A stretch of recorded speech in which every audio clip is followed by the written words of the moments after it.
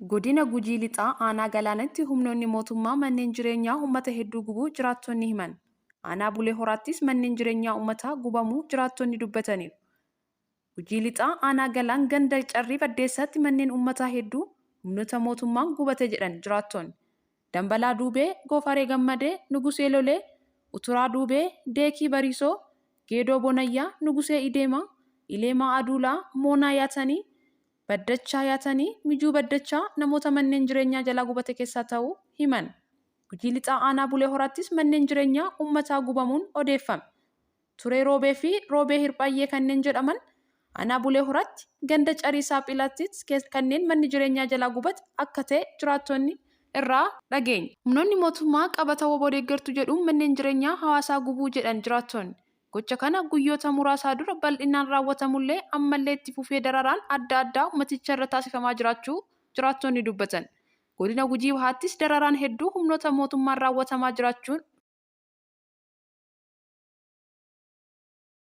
humnoonni faannoo fi hidhattoonni finxaaleeyyii naannoo Amaaraa hawaasa godina addaa saba Oromoo Walloo aanaa Harxummaa Fursii irratti lola erga bananii guyyoonni 4 darbuun dhagahame.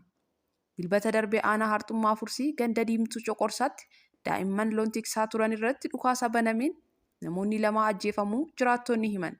Ergasii as uummaticha irratti haleellaan raawwatamaa jiraachuu himan. Uummanni Oromoo Walloo keessattuu waggoottan 5 darban irra deddeebiin haleellaa humnoota finxaaleeyyii naannoo Amaaraa jala ture.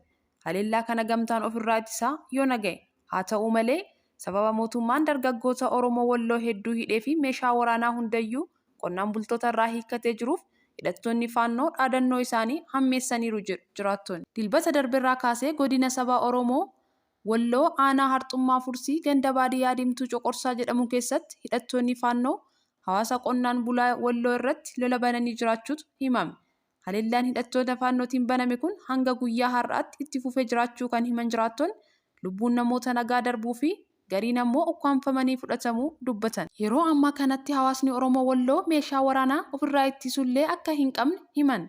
Hidhattoonni faannoo haleellaa meeshaa waraanaa gurguddaa raawwachaa jiraachuufis hanga ammaatti ganda Diimtuu Coqorsaa keessatti walgaarreeffannaa guddaan jiraachuu dubbatan. Gargaartuun Komishineraa Atilee Daraartuu Tulluu mootummaa Jaappaanirraa badhaasa kabajaa badhaafamte. Pireezidaantiin Federeeshinii Atileetiksii Itoophiyaa gargaartuu Komishineraa Atilee Daraartuu Tulluu badhaasa kabajaa olaanaa mootummaa Jaappaanirraa lammiilee biyya alaaf kennamu badhaafamte. Badhaasni kun kan kennameef dippiloomaasii ispoortii Itoophiyaa fi Jaappaan gidduu jiru akka cimu gumaacha taasiftee akka ta'e ibsameera. Atilee Daraartuu Tulluu ministeera muummee Jaappaan duraanii Shinzoo Abee akka lakkoofsa Awurooppaatti bara 2014 wayita Itoophiyaa daawwatanitti atileetota Itoophiyaa waliin akka mari'atan taasiftee akka ture himameera. Bara 2019 akka lakkoofsa Awurooppaatti Daraartuun Komishineera Eejensii Ispoortii Jaappaanii Suzuki Daayichii fi itti gaafatamaa Olompikii Tookiyoo Hashimoto Seikoo waliin mari'achuuf muuxannoo qoodachuun ishee ibsameera. Beekamtii fi badhaasni gargaartuu Komishineera Daraartuu Tulluuf kenname kun akka lakkoofsa Awurooppaatti bara 1875 irraa kaasee mootummaan Jaappaan lammiilee biyya alaaf kennitu badhaasa kabajaa isa hangafaa ta'uusaa odeeffannoon imbaasii Jaappaan Itoophiyaatti argamu ni mul'isa. Badhaasni kun lammiilee biyya alaa michooma Jaappaanii fi biyyoota biroo gidduutti jiraachuu akka guddatu taasisaniif kan kennamu yommuu ta'u, gargaartuu Komishineraa Daraartuu Tulluu badhaasa kabajaa guddaa kana argachuun lammii Itoophiyaa ishee jalqabaa ishee taasiseera. Biyyoonni Arabaa Gaazatti dhukaasni akka dhaabbatu gaafatan. Ameerikaan garuu kun Hamaas gargaara jette. Ministeerri dhimma alaa Ameerikaa Antoonii Bilinken dureewwan biyyoota Arabaa waliin Joordaan keessatti marii taa'anii ture.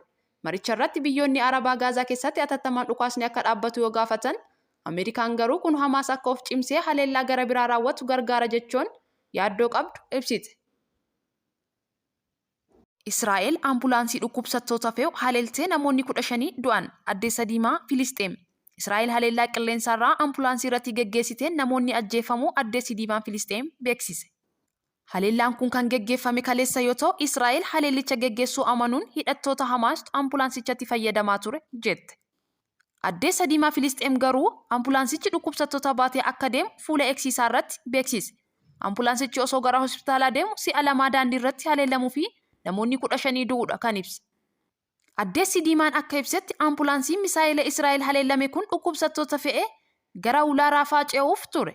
Waraanni Israa'el ibsa baaseen hidhattoonni Hamaas ambulaansii fayyadamuun hidhattootaa fi meeshaa waraanaa deddeebisuu jechuun haleellaa geggeesseen hidhattoota Hamaasii fi caasaa isaa hedduu ajjeesuu beeksise. Tarkiin ambaasaaddara ishee Israa'el jiru waamte. Tarkiin ambaasaaddara ishee Israa'el jiru waamuu ishee ministeerri dhimma alaa Tarkii beeksise.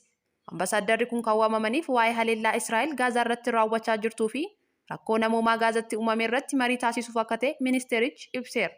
Waraana Israa'el Gaazatti jalqabuun booda Teel Aviivii fi Ankaraa muddama dippiloomaasii hamaa jedhamu keessa galaa jiru. Guyyoota muraasa dura pireezidaantiin Tarkii Rasiib Xayyib Erdohaan Israa'el yakkamtuu waraanaati jedhanii dubbachuun hordofee Israa'el ambaasaaddara ishee Tarkii jiru dabalatee dippiloomaatota ishee waamtee jirti.